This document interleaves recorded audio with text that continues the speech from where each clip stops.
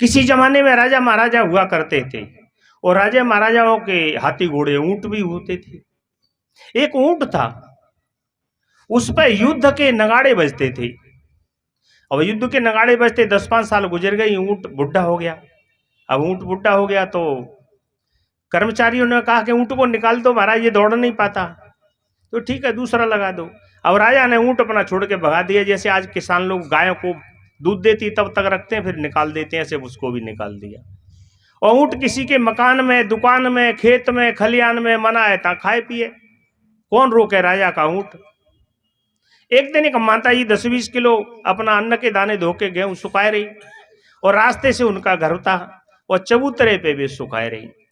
और जब चबूतरे पे सुखाए रहे ऊंट उधर से निकलना हुआ, उसने देखा वो कहाँ जाए, साफ सुथरे मिल गए तो उसी में खाने को लग गया। अब उसमें जब खाने के लिए लग गया, माता जी ने सोची कि 2 डंडा जाके पीठ में लगा दें। फिर सोची अरे जी तो राजा का ऊंट है, पता नहीं 10-20 किलो खा जाओ तो 100 से 500 के, पता नहीं राजा जाने क्या जुर्माना करेगा। तो क्या करें, सूप धरी फटक हुई। सुबह सूप ठोक उठी, माए बगली ते खटखटा उठी, ऐसे टुक टुक कर उठी। तो न ऐसे भैया ने करे माते के माता कर का रहे हो, कह जाए सूप है ठोकी, कह जाए ऊँट है बवका रहे, सु बवक के भाज जाए, नहीं तो मैं सीख गए उन्हें खाए जाए रहो। अच्छा हे मेरी माता, जाकी पीठ पे से जिंदगी भरे नगाड़े बजिए तो तेजा सूप तेजा का फर्क पड़ेगा। अब दृष्टांत का मतलब भी समझ लें, यह हमारा जीव इस शरीर में आया हुआ है, जाने किन किन कहानियों से मार खाए खाए के आए हुए। एक गधा है, घोड़ा है, बिल्ली है, बंदर है, चूहा, जाने कहाँ का मार पड़ी है। और यहाँ संत नेक बजाए दें सूप है तो का फर्क पड़ रहा हम पे, इसलिए हमारा मन परिवर्तन नहीं होता। और जिन लोगों का मन परिवर्तन होता है तो एक शब्द गुरुदेव का ताका अनंत विचार, एक शब्द ही तुरंत लग जाता है, उसी समय परिवर्तन आ जाता है।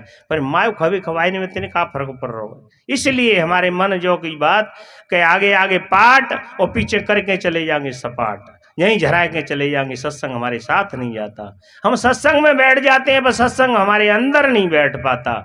और जिस दिन अंदर बैठ गया मेरे मित्रों, वे एक दृष्टांत सिद्धांत से फिर समझेंगे। एक बार एक भैया कोई मिट्टी बनाने वाले घड़े बनाते थे और सवेरे ही मिट्टी गूंथ रहे, तब तक उनकी धर्मपत्नी आ गई कि का बनाए रहे हो आज, कि बनाए का रहे हैं, चिलम बनाए रही है। चिलम, एक चिलम मत बनाओ, गर्मी को मौसम आएगा, खूब घड़ा बिकेंगे, सुराई बिकेंगी, जिन छोड़ दो तुम काय को बिनावत वजह। अरे के चिलम भाई बहुत हो गए, ये तुम ना पतो कि बेच बे तो मैं आती हूँ, तुम तो यहाँ बैठी बैठी बनाए हुए कर तो कि क्या करें कि घड़े बनाओ। अब उसने अपना जो रूपांतरण कर दिया मिट्टी का, कहाँ चिलम बनाने के विचार था, अब उसने घड़ा और सुराई बनाना शुरू कर दिया। उस मिट्टी के हृदय से आवाज आई, हे देवी तूने मेरा तो जीवन ही परिवर्तन कर दिया। कि कैसे, कि यदि मैं चिलम बन जाती तो सारे जीवन मेरी खोपड़ी पे आग ही जलती रहती जब तक मैं जिंदा रहती, और जिसके साथ में रहती उसको भी जलाती और खुद भी जलना पड़ता। और आज कैसा हो गया कि सारे जीवन जब तक रहूंगा मैं ठंडी रहोगी, और जो मेरे साथ में रहेगा पानी पियागा उसका भी विचार बिल्कुल ठंडा रहेगा। तो संतों के तो विचार ऐसे होते हैं, इनके साथ में जो रहता है तो वास्तव में ठंडे विचार कहते हैं। आप लोग समझ पाते, पता नहीं क्या किस दृष्टि में कहते हैं। संतों को भोजन भी आवश्यकता है, सर्दी गर्मी वर्षा भी लगती है, बातचीत भी करते हैं, पर बात अंदर की होती है। इसको अंदर की गहराई में जाते हैं तब हम समझ पाते हैं। यहाँ तो पंडित इसलिए दुखी है, पंडित इसलिए दुखी है कि भगवान नहीं मिलता है, और मुल्ला इसलिए दुखी है कि रहमान नहीं मिलता है, और बाकी संत तो इसलिए दुखी है यहाँ कोई इंसान नहीं मिलता है। इंसानियत का पाठ पढ़ाते हैं, कबीर साहब का सिद्धांत इंसानियत की पाठ के लिए बात करते हैं।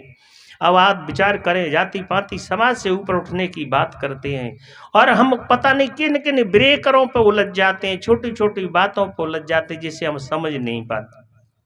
जिस घर की यदि माता अंधविश्वासी हो और बेटा शराबी हो, जीवन में कभी उस घर का पतन ही पतन होता जाएगा, विकास नहीं हो पाएगा। अब माता ही अंधविश्वासी है, अब माता ही बहू आए के पूजवा ले जा रही है, देवी अपन खुद देवी बनी बैठी, अपन नहीं पूजा कर पावेगी। हम सब लोग पूजा किसकी करते हैं? कोई तो पूजा करता है पानी की पूज रहे हैं, पत्थर ने पूज रहे हैं, पता नहीं कहाँ कहाँ उलझ जाते हैं। आप विचार, सूर्यो देवता, अग्नो देवता, अब अग्नि देवता को खूब पूजा करो, यज्ञ हवन करो, और फिर तुम्हारे घर में लग जाए आग, नाती पोता को सामान पजेज जाए, हे अगन देवता मैंने बड़े आज्ञा वन करे और तू मुझे छोड़ दे, तो छोड़ दे का। हम जड़ों में उलझ जाते हैं। हमारी ये कबीर साहब ने तो यही सिद्धांत को बताया है कि सरगुण की कर सेवा, निर्गुण को कर ज्ञान, सरगुण निर्गुण से परे महात्मारो ध्यान। हम सरगुण की सेवा नहीं करें, जो जीवधारी उनकी तो सेवा नहीं करते, हम उलझ जाते हैं। जो खाता पीता नहीं उसके पीछे चले जाते हैं, उसको खिलाते हैं, जबरदस्ती से भोग लगाएंगे और 15 दिन पीछे आवेगी देवी, जबरदस्ती 9 दिन भूखन मरेंगे। पत्थर नहीं जानते और पत्थर की देवी को पूजने जीते जी की बिल्कुल नहीं करते। आप पानी की पूजा करते हैं तो पानी यदि देवता होता तो फिर बड़ी बड़ी बाढ़ आ गई, लोग कितने बह गए, तमाम तबाह हो गए। सन 13 में कितनी बड़ा तूफान वो आया, केदारनाथ बद्रीनाथ में कितने लोग बह के चले गए। वो जल देवता ने माँ यज्ञ वो नहीं करते रहे, नहीं समझ में आई बात। हम कहाँ उलझ गए जा करके, तो हमें यहाँ उलझना नहीं है, सुलझना है। बुद्धि का यदि आपने किया सही उपयोग तो फिर तुम्हें समाज में चतुर कहें सब लोग।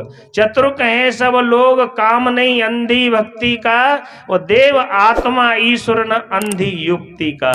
अंधी भक्ति नहीं करनी, हमें आंखें खोल के करनी। हम कर क्या रहे हैं इसको हम विचार करें। हम यही विचार करने के लिए तो संतों का सत्संग होता है। हम कौन थे, क्या क्या हुए और क्या होंगे अभी, आओ विचारो बैठ कर ये समस्याएं सभी, ये सब पे हमको विचार करना है। यदि पानी की पूजा होती तो कहीं ज़्यादा वर्षा हो जाती है, तो कहीं बिल्कुल सूखा पड़ जाता है, तो लोग पीड़ित होते, या देवता होता तो कैसे हो जाती। हवा को देवता कहते हैं, पवनो देवता। बड़ी बड़ी तूफान आंधी आई, गरीब की झोंपड़ी उड़ गई। बताओ क्या उसने बताया कि समझाया? जब देवता ही था तो काय को ले जाता। ये जड़ है, ये जानती नहीं। आपके अंदर जो जानने वाला आपके अंदर बैठा हुआ है, हृदय बसेते राम न जाना, कोई सबको जानने वाला है, उसको नहीं जान पाए। तो सरगुण की सेवा, माता बहन जब बच्चा ऊधम मचाता है उससे कह देती है ए चुप है, यानी हुआ खा जाओ। और वह माता जी से यूँ पूछ ले कि हुआ तो देखो है कि मैं ना देखो, तो फिर काय को कह रही है हुआ की।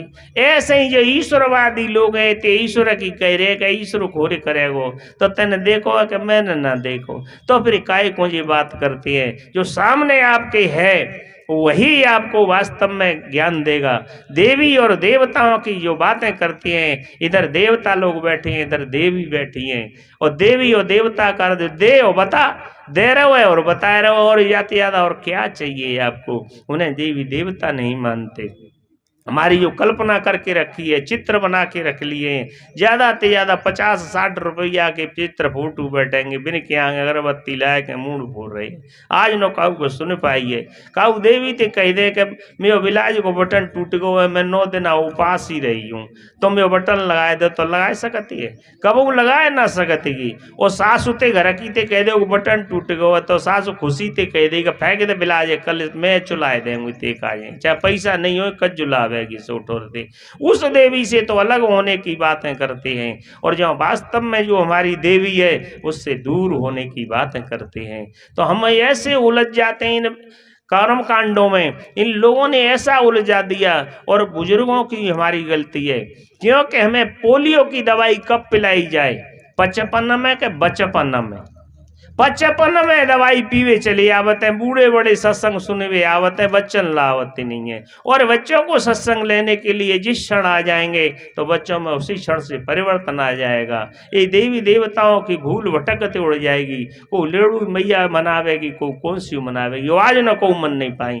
और जिनके घर में देवी देवता, मैं तो घर गाँव गाँव घूमता रहता हूँ, ताके घर में देवी मन रही होगी ज्यादा, ताई के घर देवी देवता भूत प्रेत आ रहे होंगे। और जिसके घर में यदि पारकी संतों का शिष्य है, जिसके घर में कभी आज तक देवी नहीं आई होगी, न को देवता रे सब होंगे। ये बात मान लो, फिर देवी देवताओं कहाँ मानते हैं। तो ये मानने की बात नहीं, हमारी एक मन की कल्पना है। इस मन की कल्पना से हमको ऊपर उठना है, ये ढोंग से अलग जाना है, ढोंग से नहीं हमको ढंग से जीना है। प्रिय बंधु, जिनके देवी देवताओं को मानते हैं, बताओ वो क्या दे के जा रहे हैं। कभी जितने भी जड़ हैं वो कभी आज तक नहीं, इनके बनाने वालों को पूजो के बनी हुई वस्तु को पूजो। पारकी संत तो ऐसा मानते हैं कि ये प्रकृति है, 5 तत्व है, ये प्रकृति है, इनमें गुण है, इनमें क्रिया है, मगर इनमें ज्ञान नहीं है और हम इनको जबरदस्ती के यही करेंगे सो ही हो जाएगी।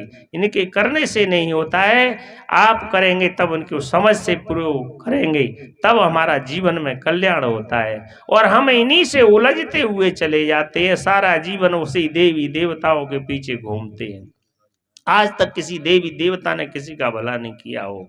इनके संकेतों को आप समझें, कहीं ये तक अंधे ने को आंख दी तो कोड़ी ने को काया, ये भगत इल्ला पूछो कहू आज न दे हो तो बताए दे, किसी को नहीं दे पाए तो उनके पीछे डोल रहेंगे, पता नहीं देवी मैया देगी और ये देगी वो देगी, आज तक किसी को नहीं दे पाई। तो कहाँ ये पार की संतों की बात है। पार की संतों में आज तक कभी किसी नशे पत्ते की बात नहीं करते। और जितने भी ये ईश्वरवादी लोग हैं ईश्वर को मानते हैं पर ईश्वर को जानते नहीं। ईश्वर को कहाँ मानते हैं कि भीतर मानते हैं ऊपर मानते हैं। तो ऊपर तो गांजे की लुक लगा रहे हैं, बीड़ी पी के धुआं ऊपर ईश्वर पे पहुंचाए रहे हैं, और भीतर ईश्वर मानते हैं तो भीतर धुआं भर रहे हैं, गुटखा तम्बाकू खा रहे हैं। तो आप कैसे मान लेंगे। तम्बाकू भी खाते हैं तो कछु पतिव्रता होते हैं, कछु देवियों की ओर के पतिव्रता, वो एक होते पति भत्ता, पतिव्रता और पति भत्ता। पति को भत्ता जो मनाए रही है कि पति तो कमाए के लाओ बेलदाई करके 3 से 500 मैंने 40 के गुटका थूक दे तो करी हूँ पतिव्रता हूँ। तो कैसे मान लेंगे पतिव्रता है कि पति भत्ता है। और फिर बच्चों में नशा का मंजन कर रही है, बच्चों को नशे का मंजन सिखा दिया, गुटखा तम्बाकू का उससे अर्थ लगा दिया। जब माता ही नहीं सुधर पाएंगी तो जीवन में होगा क्या। ये देश की धुरी है, इन पे 2 घर की जिम्मेदारियां होती हैं। किसी की लड़की यदि कोई अच्छा काम करती है तो 2 घरों में उसकी वाहवाह होती है, और यदि कोई बदनामी का काम करते तो 2 जगह बदनामी भी उसकी होती है। इसलिए देवियाँ ही सब कुछ होती हैं। जहाँ जहाँ परिवर्तन आया है तो देवियों से ही आया है। ये देश की धुरी है, माताएं यहीं से काम चलता है। और जब माता ही हमारी अच्छी नहीं हो, माता ही हमको गलत शिक्षा देना शुरू कर दे तो कैसे हमारा जीवन का कल्याण होगा। आप विचार करके कहीं से भी देखते जाएं, तुलसी बाबा का गुरु कौन थे। तुलसी बाबा तो वैसे तो यो कह रहे हैं कि नारी स्वभाव सत्य कवि कहीं, अवगुण 8 सदा उर रही। अब एक बात है, जब नारी में 8 अवगुण रहते हैं तो तुम्हारी गुरु कोई। तुलसी बाबा का गुरु कौन था। अरे रत्नावली तो थी, वो नहीं डांटती तो तुम काहे को तुलसी बाबा से हो जाते नहीं, तुम जैसों को कौन पूछता। आप मदरसा को बातें करें, यहाँ जितनी भी देवियां हैं वो देवियां ही देश का एक्सल मान लेना, ये तो ताने टूट जाए। आप और विचार करके देखें, शाम को 2-4 घूरे पर डरे मिल जाएंगे, गाड़ी देते मिल जाएंगे, दारू पे पर आज तक एक देवी ना मिली। मैंने भारत घूम लिया करीब करीब। तो है विशेषता की बात के नहीं है। और इतनी त्याग तपस्या की ये मूर्ति होती है कि घर गृहस्थी 8 दिन में छोड़ के और फिर ससुराल को आ जाए मायके में, फिर विनते कहें जी तो भैया भाभी को घरों है, अपनो हाल ही छोड़ दिया। 8 दिन में ही भैया भाभी का घर है। और ये महात्मा एक हमारी गुरु भाई कौन थे कह गत्ते फोन आए हुए भाई, हम जाएंगे 26 साल महात्मा गिरी हो तो गए तो करे अभी गत्ते फोन हुआ वही घर अपनो ही मान रही है। तो मैं तो इनको बड़ा अपना त्यागी मानता हूँ। 8 दिन ही में महात्मंते को आगे कड़ेगी, कितनी बड़ी स्पीड है। और जे 26 साल गुजरेगी तो मई की मई गत्ते फोन हुआ वही बुलाए रही है, वहां जा रहे हैं, घर बताए रही है। कितनी बड़ी त्याग तपस्या कितनी है। जिस घर में शराबी कबाड़ी मिल जाए उसके साथ भी जीवन का कल्याण करने के लिए भी तैयार हो जाती है, तो कितना बड़ा मानता है। और यहाँ सहन शक्ति कितनी होती है उनके अंदर, अच्छी क्वालिटी का स्टेबलाइजर इनके अंदर होता है। दारू पी के आ जाए और सास भले ही चुनेर मिल जाए तो बाकी संग कैसे निभा लेते हैं। फिर विंद्रो कितनी बड़ी अच्छी क्षमता की बात होती है।